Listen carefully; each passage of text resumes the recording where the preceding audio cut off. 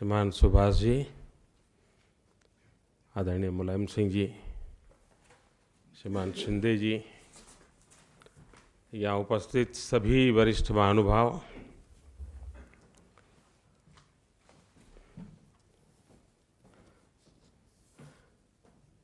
वैसे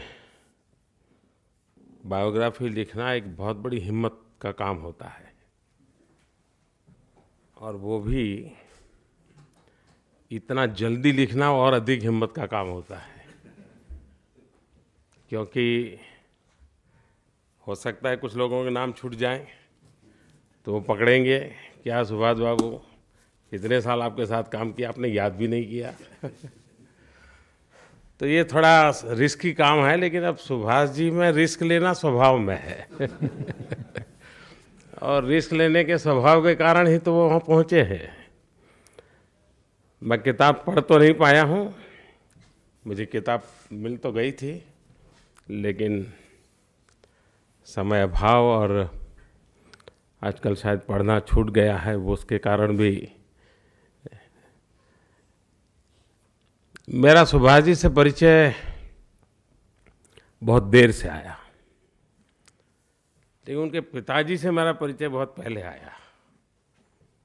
मैं हरियाणा में पार्टी का काम करता था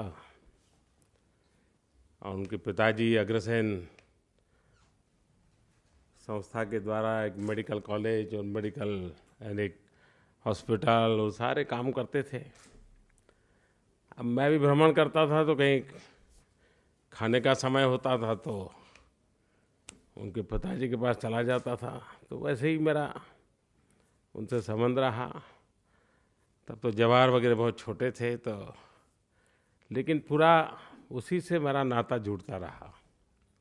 लेकिन तब मीडिया की दृष्टि से न मेरा कोई उनसे संपर्क आता था न। लेकिन बाद में सुभाष जी से संबंध बनता गया। और एक बात इसमें है कि नहीं मुझे मालूम नहीं, लेकिन शायद बहुत कम लोगों को पता होगा, उनके द्वारा एक जो सामाजिक काम होता है, एकल विद्यालय, वन टीचर वन स्कूल, और देश में गरीब बच्चों को ट्राइबल बेल्ट में, दूर सुदूर जंगलों में ये शिक्षा का अभियान चलता है। और हैरानी होगी आपको, 52,000 एकल विद्यालय चलाते हैं। 52,000। पूरी टीम है, उस टीम के काफ़ी सदस्यों को मैं जानता हूँ। सुभाष जी उसके लिए समय देते हैं, बड़ी रुचि लेते हैं। और मेरा जब मिलना होता है तो अपनी एकल विद्यालय की एक आध बात बताने में उनको बड़ा आनंद आता है।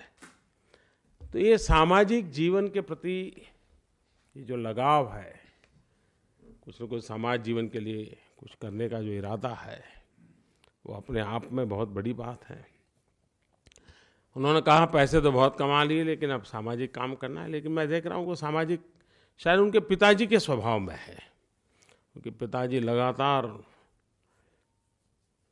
हिसार में आप देखें तो अग्रसेन समाज के नाम से कई गतिविधियां करते ही रहते हैं, नॉन स्टॉप करते ही रहते हैं। तो ये उनके परिवार के स्वभाव में है। उन्होंने कई लोगों के नाम गिनाए, इससे दोस्ती उससे दोस्ती है। कौन राजनेता है जो मीडिया वाले से दोस्ती नहीं करेगा? मर रहा है क्या उसको?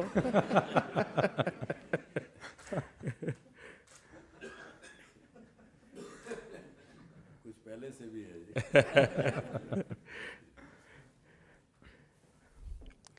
लेकिन सहज है, मीडिया जगत के लोगों का अगर संबंध व्यापक नहीं होता है तो उनकी इन्फॉर्मेशन चैनल बहुत कुंठित हो जाती है। और अगर इन्फॉर्मेशन चैनल कुंठित हो गई तो फिर तो ब्रॉडकास्टिंग का काम ही नहीं हो सकता है। और इसलिए उनके वैविध्यपूर्ण संबंध, वैविध्य प्रकार के लोगों से मिलना जुलना, ये उनके लिए बड़ा सहज होता है। लेकिन सुभाष जी को मैंने कभी तनाव में नहीं देखा। आपने देखा होगा वो कई वर्षों से ऐसे ही दिखते हैं, वो बड़े प्रसन्न रहते हैं और अपनी गाड़ी चलाते रहते हैं। ये जरा कठिन काम होता है। एक बार हमारा काफ़ी उनसे झगड़ा भी हो गया, बहुत शायद टेलीफोन पर ही हमने काफ़ी उनसे नोक-झोंक कर ली थी। हुआ था ये कि मुशर्रफ आगरा में आए थे और जी टीवी पर जो आजकल शाम को जो चौराहा चलता है वो उस समय तो बहुत पॉपुलर हुआ करता था और टीवी डिबेटों के लिए लोगों को उठा उठा करके नहीं आज तो मेरे यहाँ ही आना, ऐसा था। आज तो वो स्थिति नहीं है, काफ़ी उसका रूप बदल गया है। तो हम जी टीवी के स्टूडियो में बैठे थे और उनके एक पत्रकार ने आगरा से, अब तत्काल रिपोर्टिंग करना तो वो बेचारे उसका भी कोई दोष नहीं है, क्योंकि वो उनको एडिटिंग का समय तो मिलता नहीं, वो सामने खड़े हो गए तो कुछ बोलना होता है। तो उन्होंने कहा कि, और तब मीटिंग पूरी हो चुकी थी, कोई बात बनी नहीं थी, लेकिन उनका जो रिपोर्टर का वाक्य था वो बहुत ही परेशान करने वाला था। उन्होंने कहा कि भारत ने सारी बाजी बिगाड़ दी, दैट टाइप ऑफ वर्ड। अब हम स्टूडियो में थे,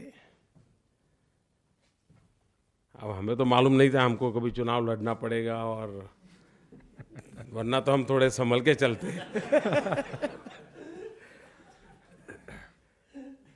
उस समय तो ऐसा कुछ था ही नहीं सामने, तो हिम्मत कुछ और रहती थी।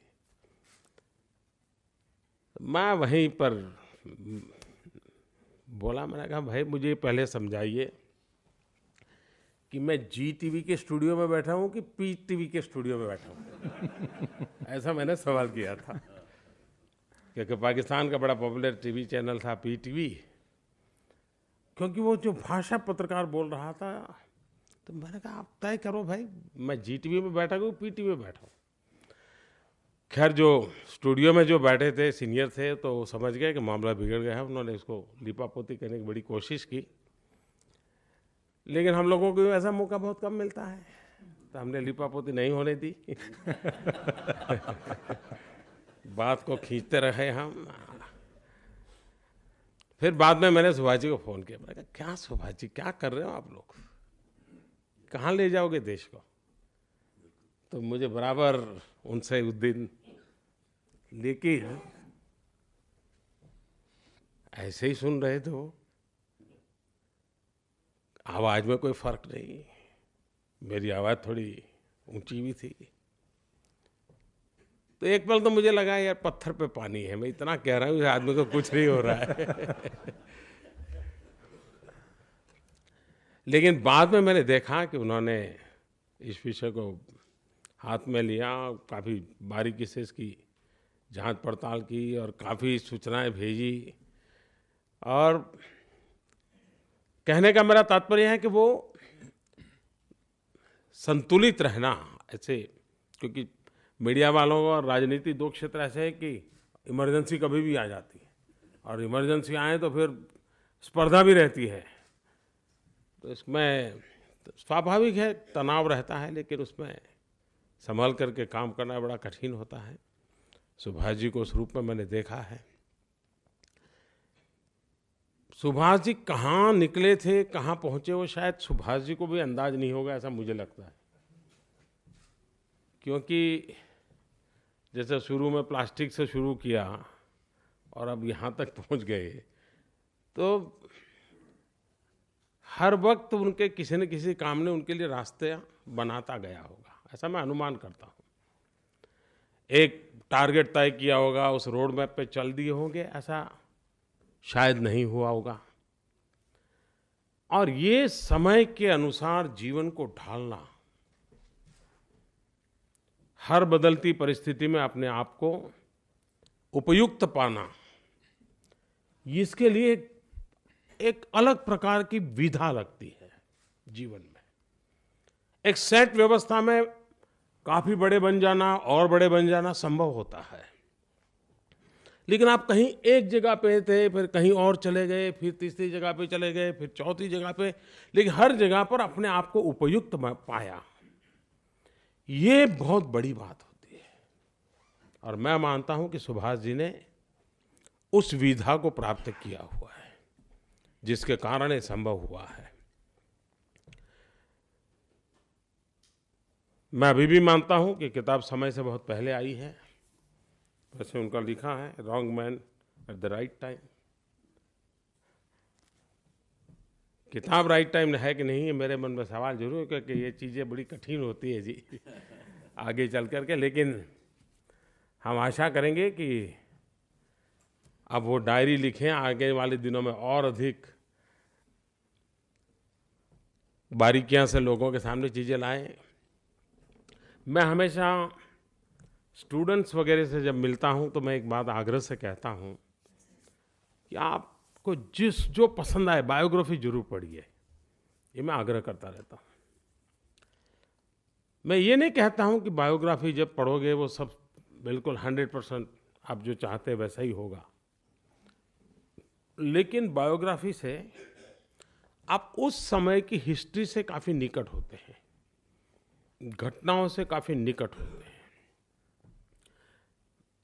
उस घटनाओं का मूल्यांकन एकदम तराजू पर तोल करके सही होगा ऐसा नहीं है, जिसने लिखा होगा उसके दृष्टिकोण होगा, लेकिन आप इतिहास के साथ जर्नी कर सकते हैं। जब भी आप बायोग्राफी पढ़ते हैं तो ये एक बहुत बड़ा एहसास होता है। और इसलिए मेरा हमेशा आग्रह रहता है कि विद्यार्थी और किसी के भी हो, कलाकारों की हो, स्पोर्ट्स पर्सन की हो, साइंटिस्टों की हो, कोई भी हो, उसको पढ़ने से उस कालखंड के समझने का बड़ा अवसर मिलता है। हो सकता है ये भी ऐसे स्टूडेंट मैं नहीं जानता इसमें उन्होंने अपनी जर्नलिज्म की यात्रा का कितना लिखा है, वरना जर्नलिज्म के स्टूडेंट्स को तो जरूर ज़्यादा काम आ सकती है ये। तो मेरी सुभाष जी को बहुत बहुत शुभकामनाएं और आप सभी महानुभाव पधारे, आपका बहुत बहुत धन्यवाद। Thank you.